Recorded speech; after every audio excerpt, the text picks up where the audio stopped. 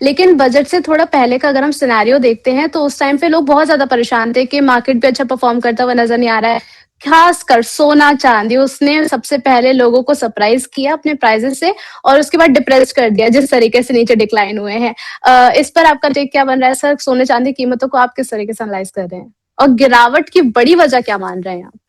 ये सबसे बड़ी वजह है जो खबर आई कि जो फेड के जो नए बॉस की तो नए चेयरपर्सन आए हैं केविन पॉश। तो उनका पुराना जो व्यू था वो एंटी इन्फ्लेशन और इंटरेस्ट रेट हाइक करके इन्फ्लेशन को कंट्रोल करने वाला व्यू था। तो मार्केट बहुत हैरान हो गया कि ट्रम्प जिसको चाहिए रेट कट, उन्होंने जी, ऐसे बंदे को क्यों चुना। और अगर जी, वो बंदा अपना जो पुरानी सोच से ही आगे बढ़ता है तो डेफिनेटली रेट कट का ज़माना ख़त्म या स्लो डाउन। और तो फिर क्या होगा कि एक बड़ा मूव जो गोल्ड और सिल्वर में हुआ था वो बिकॉज यूएस में इंटरेस्ट रेट कट होने से डॉलर वीक हो जाती है, तो डॉलर वीक जी, हो जाती थी, alternative hard real assets like gold और जी, सिल्वर। तो ये मूव जो चल रही थी उसके पीछे ही ये बड़ा पार्टली हुई है, राइट। तो ये चीज में जैसे कहते हैं ना, ये बलून की तरह बढ़ गई थी गोल्ड और सिल्वर की दामें, और छोटी सी एक सुई आके ये इसको प्रिक किया तो वो हवा और वो फट गया। बस। बट अदरवाइज आप देखें कि मीडियम टर्म व्यू, राइट, है कि दूसरा एक चीज है जो है डी डॉलराइजेशन। एक है डॉलर का वीकनिंग के कारण मैं गोल्ड और सिल्वर को खरीद रहा हूँ। दूसरी बात है कि मेरे को जो यूएस का टैरिफ का जो झमेला चल रहा है और डोनाल्ड ट्रंप की जो अनसर्टनिटी है उसके कारण मुझे डॉलर में इतना भरोसा नहीं है, अमेरिका में इतना भरोसा नहीं है। तो मैं अपने एसेट्स को धीरे धीरे, क्योंकि चीन के पास 800 बिलियन डॉलर यूएस ट्रेजरी है, जापान के पास $1 ट्रिलियन यूएस ट्रेजरी में है। तो इन सबको थोड़ी नर्वसनेस है कि इतना हमने ओवर एक्सपोज किया। और यूएस की हालत में देखिए कि इस साल जो पुराना उन्होंने डेट लिया था अपने डेफिसिट को फाइनेंस करने के लिए, बहुत सारा इस साल मैच्योर हो रहा है।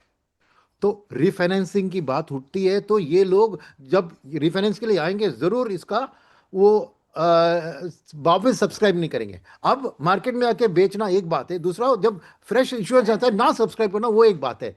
तो उस हालत में ये लोगों ने जो एक 2-3 साल से शुरू किया कि मैं डॉलर से गोल्ड और सिल्वर में मैं पैसा लगाऊंगा, जी, वो प्रोसेस तो जारी रहेगी। ये कोई भी नया फेड गवर्नर आए, रेट कट करे ना कट करे, डॉलर डी डॉलराइजेशन का मूव जो है वो तो चलती रहेगी। That's number 2। नंबर 3 पॉइंट क्या है कि सिल्वर में खास करके दो चीज़ है। एक है सप्लाई की कंस्ट्रेंट है, नए नए और डिस्कवर नहीं हो रहे हैं। और दूसरी बात है कि इंडस्ट्रियल डिमांड बढ़ रही है, क्योंकि ये पूरा नए अल्टरनेटिव एनर्जी का ज़माना है। इलेक्ट्रिक व्हीकल्स लीजिए, सोलर फोटोवोल्टाइक सेल्स लीजिए, या इवन जी, माइक्रो प्रोसेस लीजिए, यहाँ सब पे सिल्वर, क्योंकि वो सुपर इलेक्ट्रिसिटी का कंडक्टर है, कॉपर और एल्यूमिनियम से बहुत ज़्यादा बेहतर। तो उसकी जो जी, मांग उधर डिमांड बढ़ रही है उसके हिसाब से सप्लाई नहीं बढ़ रही है। तो ये डिमांड सप्लाई गैप एक वाइडन हो रहा है। और अगर ये और बढ़ती गई तो नेचुरली वो प्राइस के ऊपर प्रेशर आएगा। तो सिल्वर का ये एक कारण है और गोल्ड का डी डॉलराइजेशन का मेन कारण है। तो ये दोनों मिलाकर मीडियम टर्म व्यू अभी भी बुलिश और पॉजिटिव है। बट जैसे इक्विटी के बुल मार्केट में भी कहा जाता है कि मार्केट हर दिन नहीं बढ़ती है, बीच बीच में हवा सांस पकड़ती है और करेक्शंस भी आते हैं और जिस जो बुल रैली को और मजबूत कराते हैं। तो मेरा व्यू गोल्ड और सिल्वर का भी है कि ये फंडामेंटल जो प्रोसेस है अगले 3 साल तक जब तक ट्रंप पावर में होंगे ये तो चलती रहेगी, एक डी डॉलरेशन वाली सोच। तो इसीलिए मेरा मानना है कि ऐसे करेक्शंस आते रहेंगे। आप अगर ऑलरेडी निवेश किए तो अभी जल्दबाजी करके बेचने की जरूरत नहीं है। अगर आप फ्रेश निवेश करने की सोच रहे हैं, ये करेक्शन हो गया, तो मैं कहूंगा कोई भी है स्टैगर्ड तरीके से किए, कोई भी वॉलेटाइल एसेट क्लास। आज क्या है कि ये सेफ हेवन एसेट्स है मगर सेफ नहीं जी, है। सेफ हेवन है यानी करेक्ट। ढूंढते हैं लोग अनसर्टिनिटी में इसको, मगर ये असेट सेफ नहीं है क्योंकि उनका डिमांड एंड सप्लाई बहुत वॉलेटाइल हो जाता है। तो इसीलिए एक सिस्टमेटिक तौर पर आप निवेश कीजिए। या आज गिर गया तो मैं पूरा रकम डाल दिया, ऐसा मत कीजिए। क्यों? और भी गिर सकता है कल परसों, और कुछ और खबर आएगी उसके कारण और भी करेक्शन हो सकती है। चाइना ने एक्सपोर्ट कंट्रोल डाला फिर हटाया डाला, ऐसे रूमर्स के कारण भी हो सकता है। तो इसीलिए मेरा मानना है आप स्टैगर्ड तौर पर, और आपके ओवरऑल पोर्टफोलियो में मेरा मानना है, मैंने एक स्टडी एक्सेस किया था जिसने 50-60 साल से गोल्ड और सिल्वर का अलोकेशन कितना होना चाहिए एक पोर्टफोलियो में, उसकी स्टडी की। जी, जहां पे उसकी रिस्क और रिवॉर्ड की जो इक्वेशन होती है वो मैक्सिमाइज कहां पर होती है, तो 18 से 24%। आपके ओवरऑल पोर्टफोलियो में आप गोल्ड और प्रेशियस मेटल्स को रखेंगे तो एक ऑप्टिमम लेवल बनता है। तो हर हर व्यक्ति को देख लीजिए कि ओवरऑल ओवरऑल कितना है एक्सपोजर, और उससे कम है तो धीरे धीरे उसमें बढ़ाइए। उसके लेवल पे आ गया है तो गोल्ड और सिल्वर की दाम बढ़कर ही आपका रेशियो बढ़ता जाएगा। तो आप कायम रहिए, don't worry about your exposure, corrections तो आते रहेंगे। और आप मीडियम टर्म आउटलुक से ये दोनों की आउटलुक एक बुलिश है और डिसेंट डबल डिजिट रिटर्न की उम्मीद आप रख सकते हैं ओवर द लॉन्ग।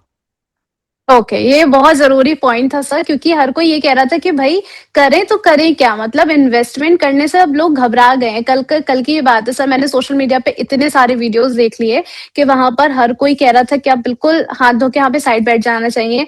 अगर अमेरिका में जब तक डोनाल्ड ट्रम्प हैं और जब तक यहाँ पर बजट हमारे हिसाब से नहीं आ रहा, हमसे कुछ नहीं हो पाएगा। थोड़ा-सा 2025 की जर्नी देख लेते हैं गोल्ड और सिल्वर की। देखा जो सिल्वर जो थी उसने आउट परफॉर्म किया सर। 2026 में भी हमें सिल्वर इस तरीके से ही स्पाइक करता हुआ नजर आएगा। देखिए, बात यह है कि ये एक टेक्निकल तौर पर एक गोल्ड सिल्वर रेशियो की बात उठती है, आपने सुना होगा, राइट? तो लॉन्ग जी। टर्म का रेशियो है 60:1, राइट? और ये क्या होता थी, कोविड के बाद जब इनिशियली गोल्ड का रैली हुआ तो ये एक्चुअली 90 इवन 110:1 पे घर जाकर थोड़ी दिन के लिए 90:1 पे स्टेबल थी।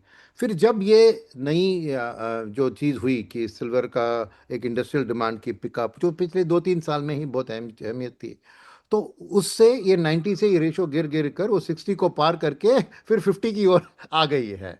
तो बहुत जी। लोग कहने लगे कि अरे सिल्वर ओवर वैल्यूड है रिलेटिव टू गोल्ड, क्योंकि लॉन्ग टर्म रेशियो 60 है। मगर लोग ये भूल रहे हैं कि ये 60 का रेशियो में 50 साल बिना सिल्वर के इंडस्ट्रियल यूज का डिमांड के टाइम का एवरेज है ये।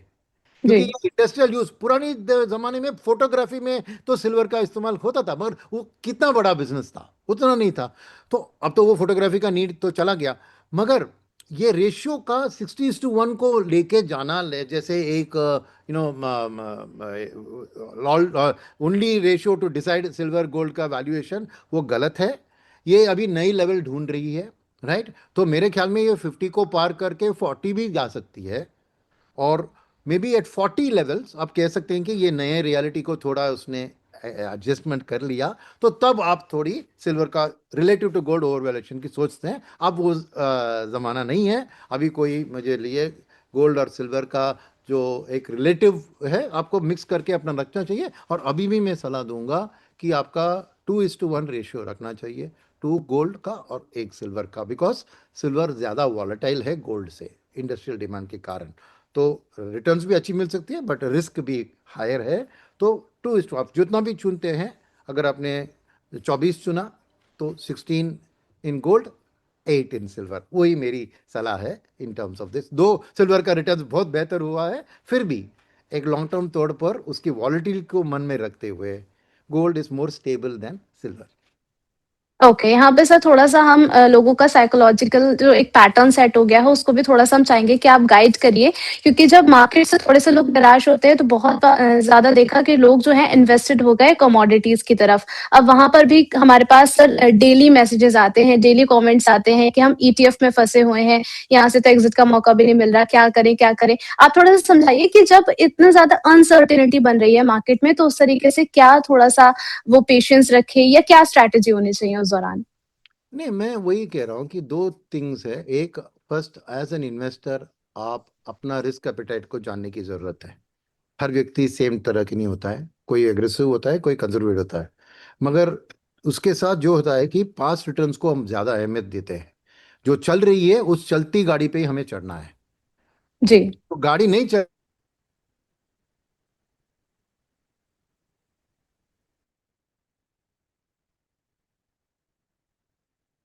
Up must come down, what goes down must come up. तो आपके पोर्टफोलियो में डाइवर्सिफिकेशन, एसेट एलोकेशन की अहमियत यही होती है कि अब हर एसेट क्लास में कुछ ना कुछ रखे, ताकि कौन जाने फ्यूचर में कौन सा बढ़ जाए तो आपको एक ओवरऑल पोर्टफोलियो में बढ़त होगी। अब स्थिति ऐसी है कि क्योंकि लोग ने ना ही अपने रिस्क कैपिटेट को समझकर गोल्ड और सिल्वर में एक्सपोजर लिया है, और ना ही उन्होंने एक ओवरऑल पोर्टफोलियो के एलोकेशन में कितना होना चाहिए ये भी देखा है। उन्होंने देखा तेजी से बढ़ रहा है, हर यूट्यूब में चैनल में फिनइन्फ्लुएंस कह रहा है कि अरे गोल्ड तो यहाँ पहुंचेगा, सिल्वर तो वहाँ पे आसमान छू जाएगा। उसको सुनते सुनते आपने डाल दिया है, राइट? जी। तो बात यह है कि अब मौका है कि आप चुप बैठिए, कुछ मत कीजिए। क्योंकि जो पैनिक में आप रिएक्ट करते हैं वही आपके लिए और भी भारी नुकसान पहुंचा सकता है। जी तो आप चुप बैठिए, जो भी कर दिया आपने कर दिया। आप एटलीस्ट आप अपना रिस्क एपेटाइट समझिए, क्योंकि इस मौके पर कुछ लोग होते हैं उन्होंने बोला कि इतना करेक्शन हो गया तो मैं और एवरेज करूं। यार दूसरा जी होता है कि नहीं नहीं यार, इतना नुकसान मेरा हो गया, अभी मैं कह रहा हूँ पूरा जमाना गिर गया मेरे सिर के ऊपर। तो आपके रिस्क एपेटाइट अब आपको क्लियरली पता होगा। सेकंड, आपकी पोर्टफोलियो उठाइए और देखिए कि कितना है उसमें गोल्ड, कितना है सिल्वर, कितना है इक्विटीज, कितना है डेट, और असेस कीजिए कि वो रिस्क एपेटाइट जो है उस हिसाब से आपके लिए। क्योंकि जैसे मैंने कहा, अब पहले तो गोल्ड को देखा था ये सेफ असेट है तो उसका में नहीं, सेफ असेट है तो बैंक एफडी है, सेविंग्स बैंक अकाउंट है, और डेट म्यूचुअल फंड्स की जो लिक्विड वैसी फंड खाली वो सेफ होती हैं। ये गोल्ड और सिल्वर आज सेफ एफएन एसेट्स है मगर सेफ नहीं है, क्योंकि डिमांड एंड सप्लाई का बड़े बड़े दिग्गज लोग, सॉवरेन वेल्थ फंड, ये उधर उतर गए हैं। तो उस हालत में यहाँ पे वो सेफ्टी नहीं है, यानी वॉल्टिलिटी जारी है बट रिटर्न्स भी आ सकती है। तो आपको अब गोल्ड और सिल्वर को उस रिस्क रिवॉर्ड सेक्शन में उसको शिफ्ट करें। वो बहुत बड़ी एक सोच में बदलाव आने की जरूरत है। पहले आप गोल्ड और सिल्वर को सेफ एसेट्स की एलोकेशन में रखते थे, अब उसको रिस्क रिवॉर्ड वाले एसेट्स में मिक्स कीजिए और उस हिसाब से अपना पोर्टफोलियो का एलोकेशन स्टडी कीजिए। और अगर obviously because of the rally of gold and silver आपको जरूर ये लगेगा अभी कि वो ज़्यादा एक्सपोज हो गया है, बिकॉज रिटर्न्स उतने ज़्यादा आके आपके पोर्टफोलियो में उसका वेटेज बढ़ गया है, राइट। तो अब वो रीअसेस कीजिए, look at the portfolio allocation, और जैसे मैंने कहा 18 से 24% से ज़्यादा आपको प्रेशियस मेटल्स में रखना उतना उचित नहीं है। तो पोर्टफोलियो के असेसमेंट कीजिए, वो देख लीजिए। और जैसे मैंने कहा, इस पैनिक रिएक्शन में आप जाके बेचिए मत, राइट। आपको सावधान रहिए, अनलेस आपको पैसे की जरूरत है या आपने बोरो वोरो करके कर दिया है और उस लोन को चुकाना है, वो तो बात अलग है। हाथ आपके हाथ से तो वो बात तो हाथ तो छूट गई, वो बात वो अलग है।